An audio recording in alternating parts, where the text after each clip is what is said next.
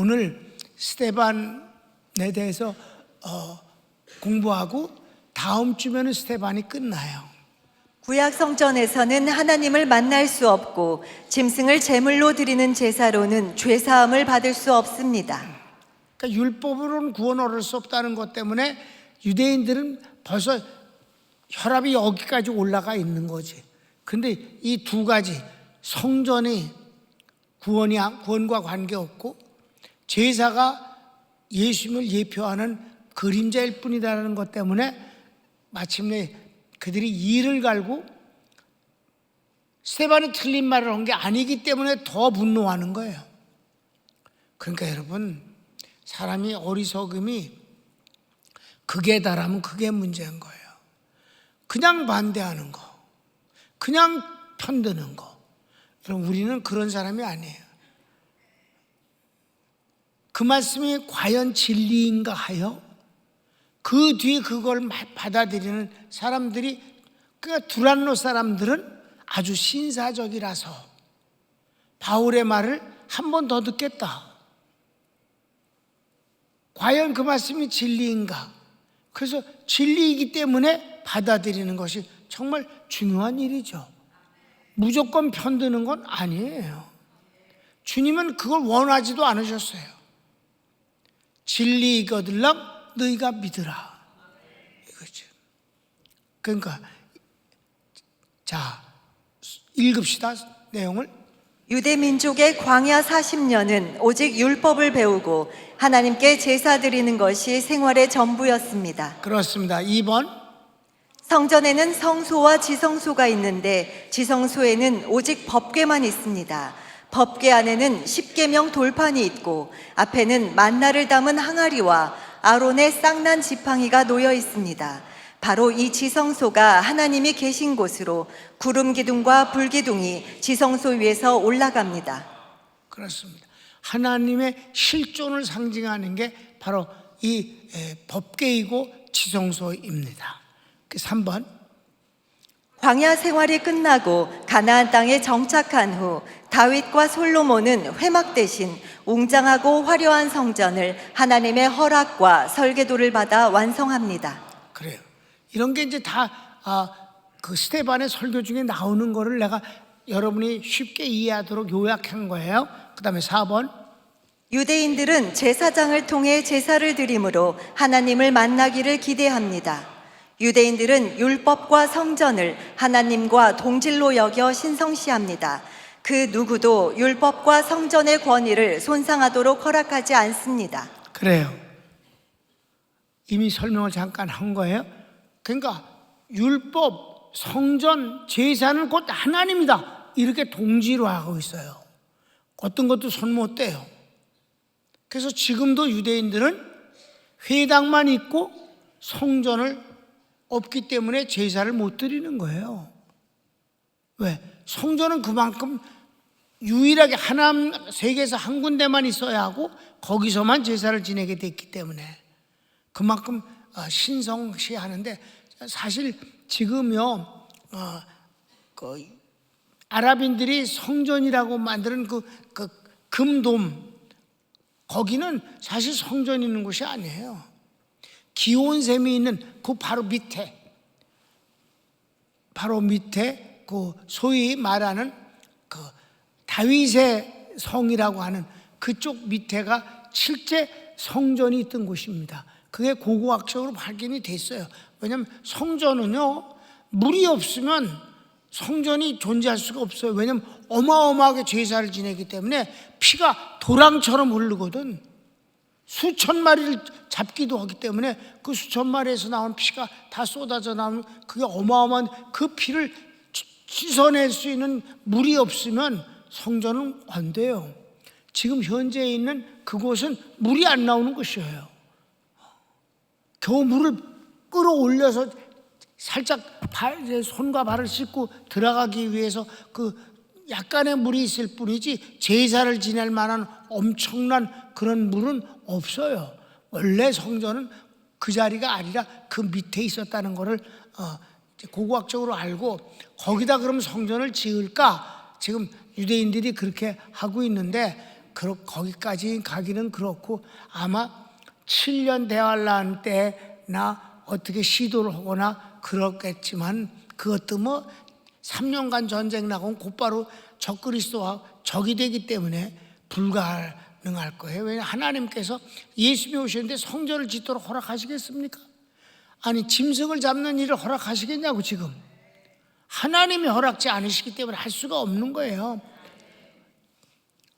여러분 참고로 내가 히브리서에서 이제 공부할 때 질문을 했어요. 노인네, 정말 난 그분 나이가 얼마나 된지 모르지만 80이 넘은 건 사실이었을 거예요. 그때 당시 벌써. 근데 이제 궁금하잖아요. 이제 질문을 했어요.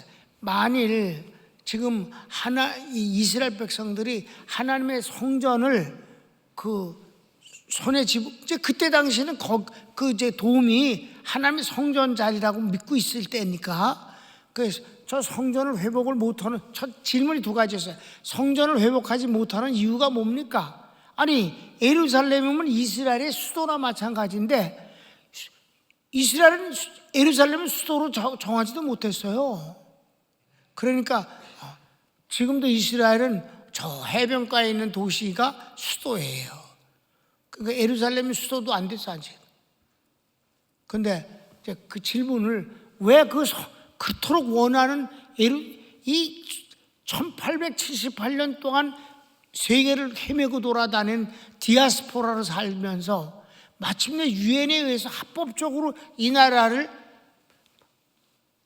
해방되고 복권이 돼서 나라를 차지했는데 왜 저 성전을 소유하지 못하느냐? 그게 정말 궁금하다. 두 번째, 만일에 성전을 회복하면 구약의 제사 제도를 그대로 따라서 짐승을 잡아서 제사를 지내겠습니까? 이 두 가지를 내가 질문했어요. 그랬더니 그분이 두 가지 대답을 하는데, 하나는 만일 그 아람인들이 차지하고 있는 저 성전을, 그들의 성전을 우리가 뺏으면 3차 세계대전이 일어나기 때문에 세계대전이 일어날까 봐 그걸 못 갔는데, 난 또 이스라엘이 또 그런 면에서는 또 겁을 내거나 겸손한 걸 보면 이상시도. 원하면 다 하는 게 이스라엘이잖아. 그래 안 그래? 가장 중요한 게 성전인데 이스라엘 사람에게는. 그래서 3차 세계대전이 일어날까 봐 아니라는데, 두 번째, 그럼 차지하면, 뺏으면 짐승을 잡는 제사를 지냅니까? 라는 질문이잖아. 거기다 내가 약간 좀 안 해도 될 후렴을 놨어. 전 세계에 짐승을 잡아서 제사하는 제대로 된 종교가 없지 않느냐. 요렇게 염장 질는 소리잖아. 그러니까 지금 그런 제사 안 지나잖아 이스라엘 사람들은. 왜? 성전이 없기 때문에. 핑계가 그거예요. 그랬더니 그분은 아주 강하게 성전만 회복되면 제사를 그렇게 지낼 거라는 거야. 그래서 그러시냐고. 난 뭐 그냥 지금 그렇다는데 뭐 내 뭐래. 많이 잡으시면 고기 많이 드시겠습니다. 속으로만. 그게 가는 거겠냐고. 글쎄. 그러니까 하나님께서 AD 70년 이후 지금까지 이스라엘은 성전을 갖지 못하게 됐고, 성전이 없으니 제사도 안 지나는 것은 뭐 세계 3차 전쟁이 일어날까 봐 그렇고 뭐 어쩌고 저쩌고 그러지만 하나님께서 허락지 아니하신 것이다. 이건 하나님의 섭리고 하나님이 막으시는 것이 분명하다고 나는 믿습니다. 거길 갈 때마다 그걸 느껴요. 그러니까 스데반이 순교를 당할 때도 그건 필요 없다라고 하는 내용이 바로 그거예요. 자, 5번. 이런 성전을 예수께서 헐어버리라, 내가 3일 만에 다시 일으킨다 하셨습니다. 그래, 성경을 읽읍시다. 예수께서 대답하여 이르시되 너희가 이 성전을 헐라, 내가 사흘 동안에 일으키리라. 유대인들이 이르되 이 성전은 46년 동안에 지었거늘 내가 3일 동안에 일으키겠느냐 하더라. 그러나 예수는 성전된 자기 육체를 가리켜 말씀하신 것이라. 죽은 자 가운데서 살아나신 후에야 제자들이 이 말씀하신 것을 기억하고 성경과 예수께서 하신 말씀을 믿었더라. 아멘. 헐어버리라. 그러니까 그건 뭐예요? 저 성전에서 하나님을 만나는 게 아니다. 그럼 우리가 요한복음 이제 그 4장에서도 그 여인 얘기가 나오잖아요. 예루살렘, 이 유대인들은 예루살렘의 성전에 가서 하나님 앞에 제사를 지내고, 우리 사마리아인들은 저 호렙산, 그 호렙산이라는 건 신의 산 봉우리가 여러 개 있는데 그 중에 하나가 호렙산이에요. 호렙산에 성전을 지고 거기 가는데, 나는 거기 가도 해마다 가도 내가 하나님을 못 만납니다. 정말 예루살렘 성전에 가면 하나님을 만날 수 있습니까? 주님이 예루살렘도 말고 저 거룩한 산도 말라 라고 하시면서 성령과 진리로서 하나님을 만나 키스할 때가 오나니 곧 이때니라. 그러니까 그 여인이 그리스도가 오시면 그렇게 될 줄 나는 믿습니다. 근데 그분이 언제 오시겠습니까? 라고 그 슬퍼하니까 주님 스스로 갖고 계신 법을 어기셨잖아요. 절대 그리스도란 말을 하실 수 없는데 여기서 그인에게 내가 그러라, 이렇게 딱 한 번만 그 법을 스스로 어기셨다 이 말입니다. 그랬더니 그 순간 성령이 그 여인을 감동시키심으로 예수님을 그리스도로 믿게 됐잖아요. 그래서 소리를 지르고 가서 전했다 이 말이에요. 그러니까 성전은, 그래서 이 말씀 시작.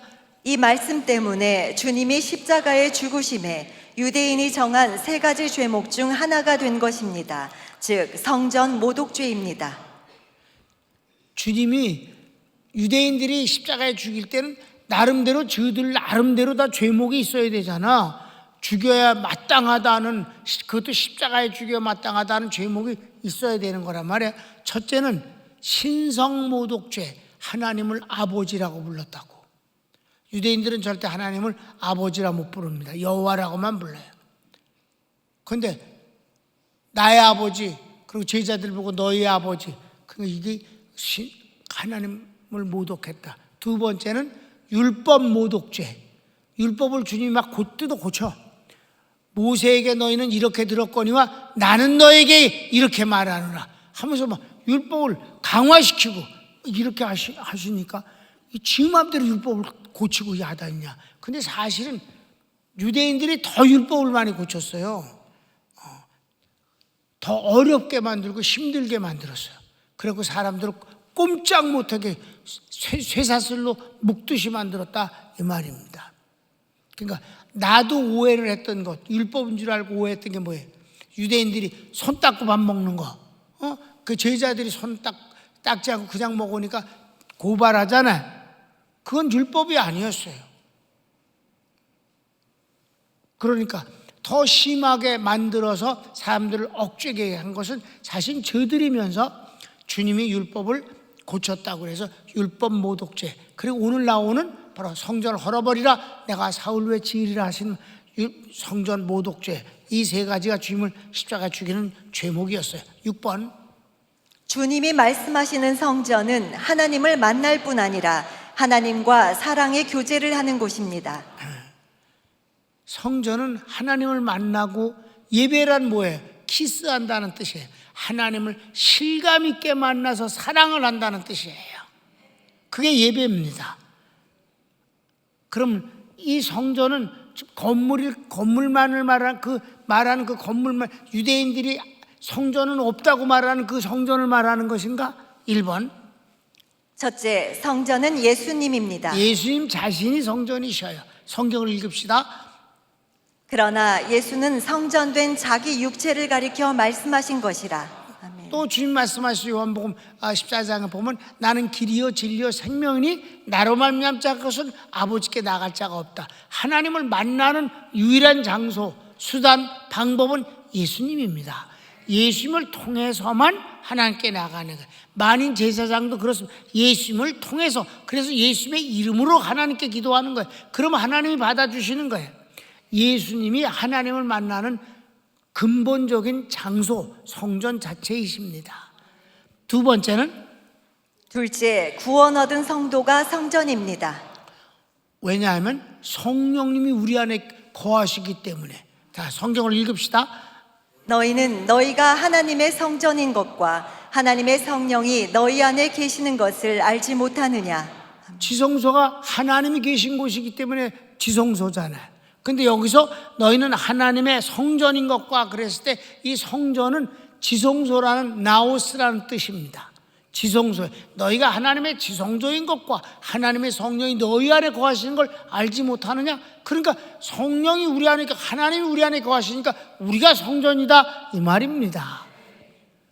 그 다음에 셋째는, 셋째, 예배드리는 건물이 성전입니다. 다 같이 읽읍시다.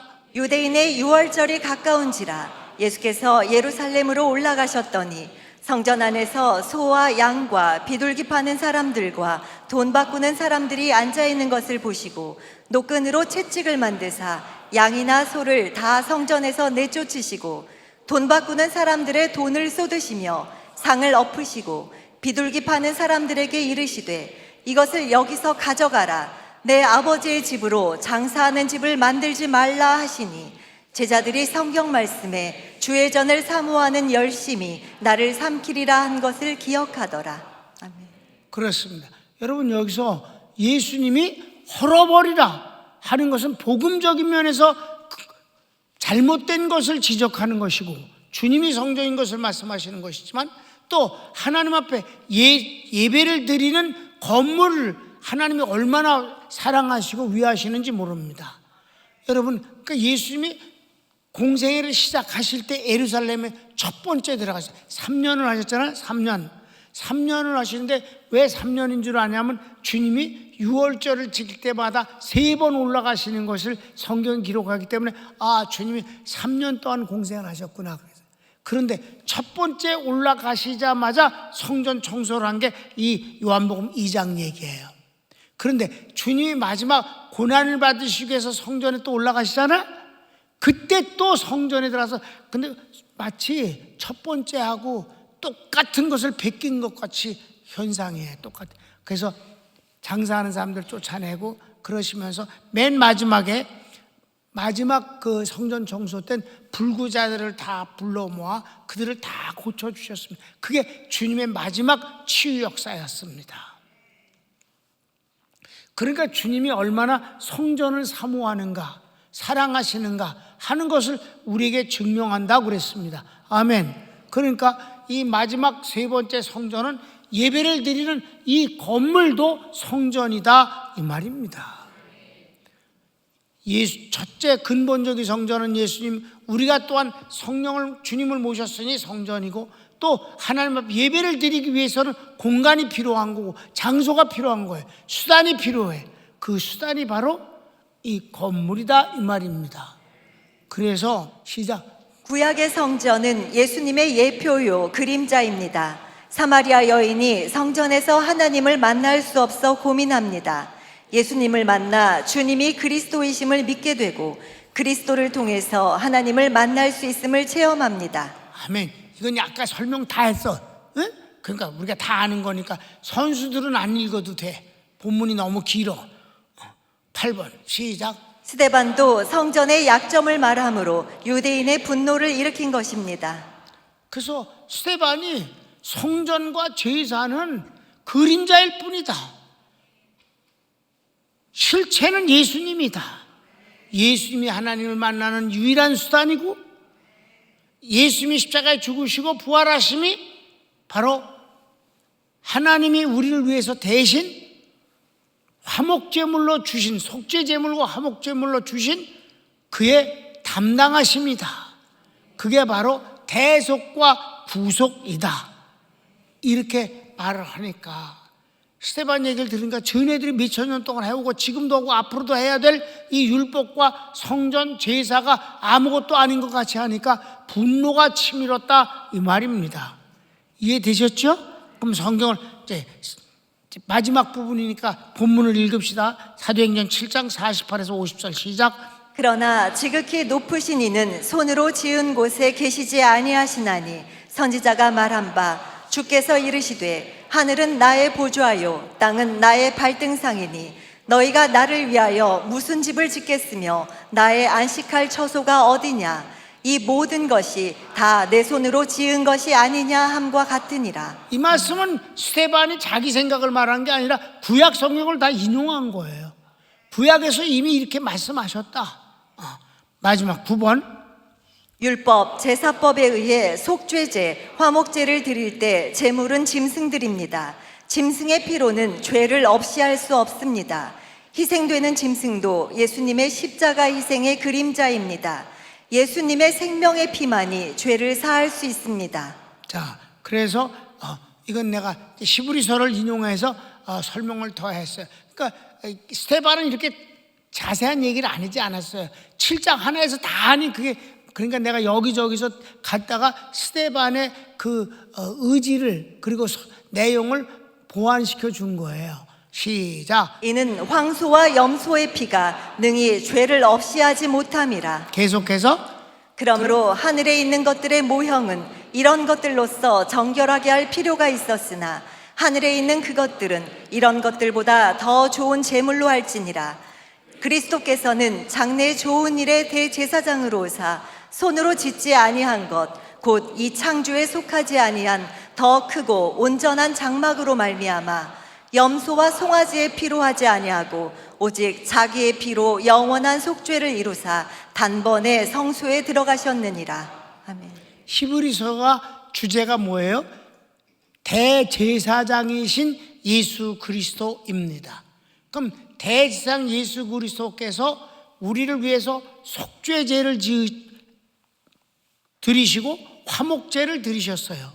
그건 주님의 몸입니다. 그런데 모든 제사는 끊임없이 반복해서 드려야 돼. 개개인마다 드려야 되고 내가 오늘 드렸으면 또 내년에 또 드려야 되고 끝없이. 왜? 우리는 끊임없이 죄를 지으니까. 그런데 주님이 하나님 앞에 드리는 제사는 다 같이 단번에 영원히 온전히 되어지는 거예요. 단번에 완전히 영원히. 이게 바로 주님의 제사의 효과올시다. 그러니까 여러 번 죽으실 필요가 없는 것이 바로 대상 예수 그리스도의 제사의 효과예요. 그러니까 짐승은 그럴 수 없지 않느냐, 그렇게 얘기한 것이 스데반의 마지막 외침이라 이 말입니다. 그랬더니 이것들이 이를 악물고 돌로 때려 죽여요. 바울은 거기서 그가 또 때려 죽인 사람들이 옳다라고 법적으로 보증을 쓰고 자빠져 있진 않아서 서 있었어. 바울이 그렇게. 이게 스데반의 이제 순교인데, 왜 스데반이 이 주님과 한편된 사이 겨우 7명뿐이 뽑혀 있지 아니한 이 하나님과 한편된 사이에 주인공이 될 수 있었느냐 하면은 뭐 그렇게 복음을 전하고 순교한 사람들은 많아요. 스데반만 순교한 게 아니잖아. 근데 첫 번째 순교자이라는 의미가 크고 그가 집사라는 의미가 또한 큽니다. 집사다.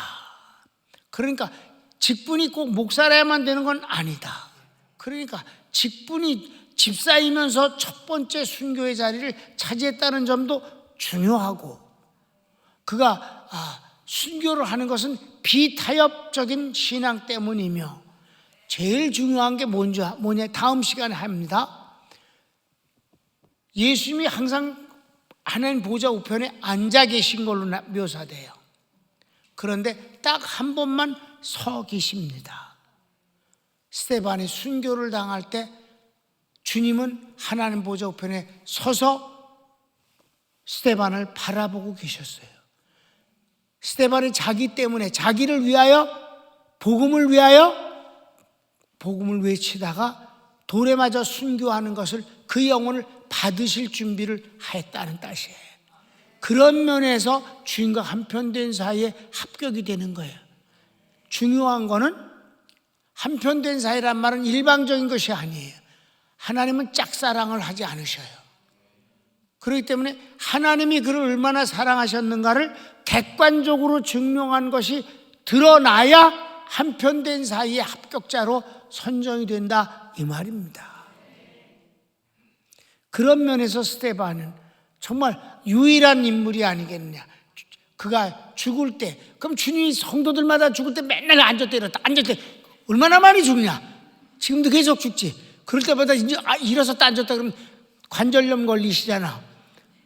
그러니까 주님이 유일하게 일어선 주인공이 스데반이니까 그가 하나님과 한편된 사이로 선정된다 하는 것이 내 변론이에요. 아니 내가 뽑았다는데 누가 모를까요? 근데 이 성전은 굉장히 중요한 겁니다. 그래서 잘난 척하는 것들이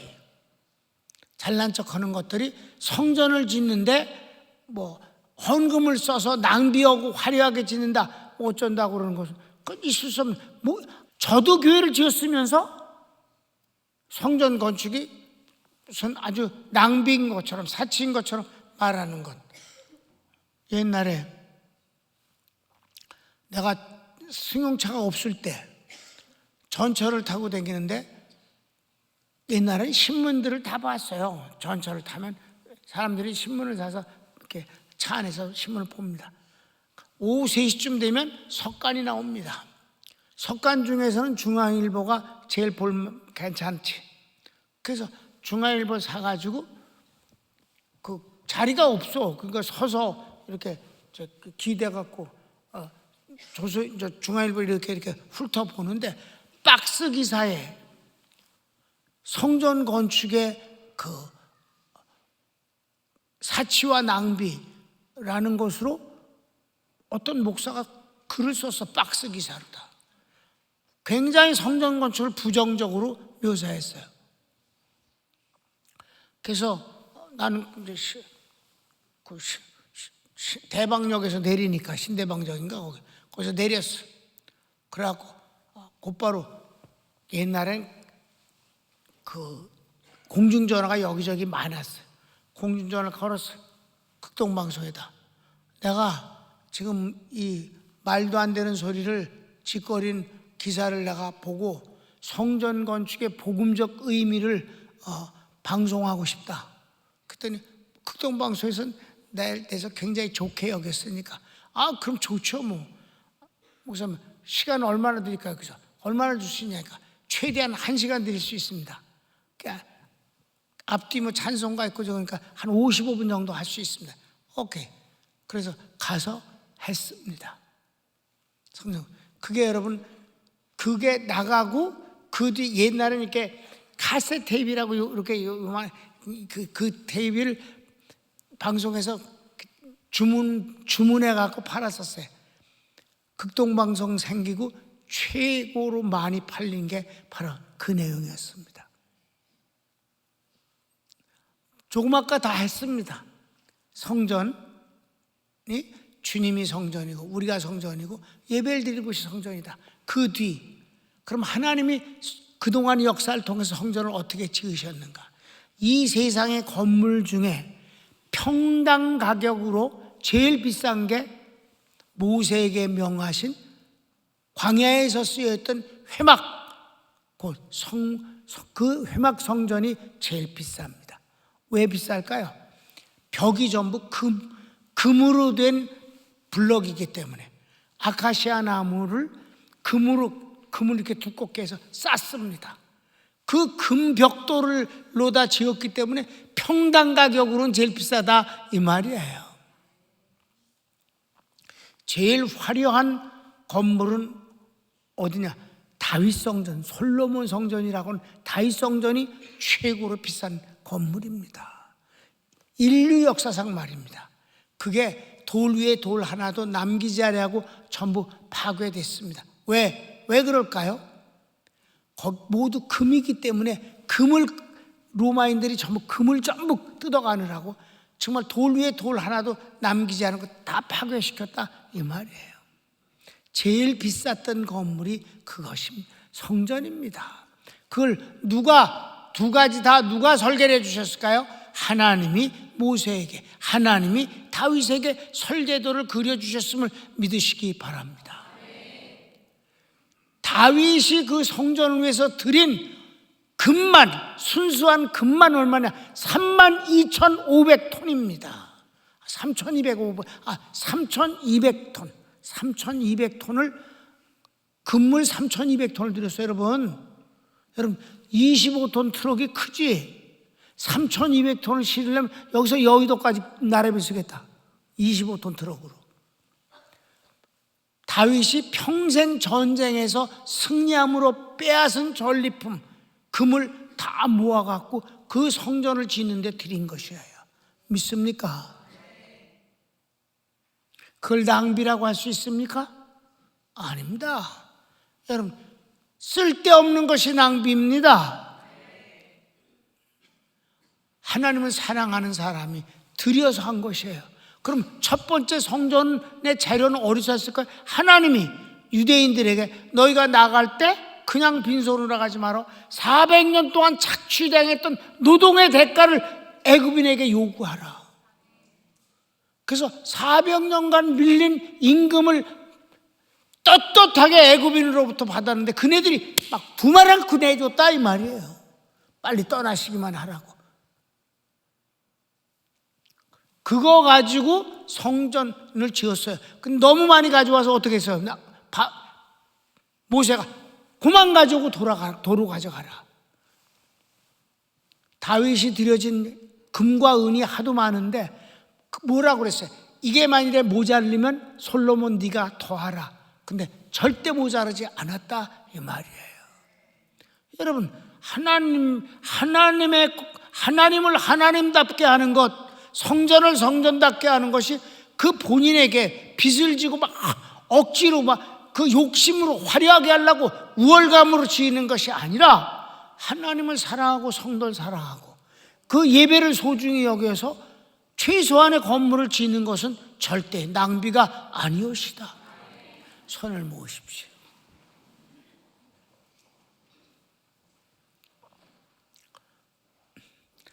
사랑하는 우리 평강교회 성도 여러분, 우리는 복음을 사모하고 복음을 믿고 복음에 의지해서 하나님을 섬깁니다.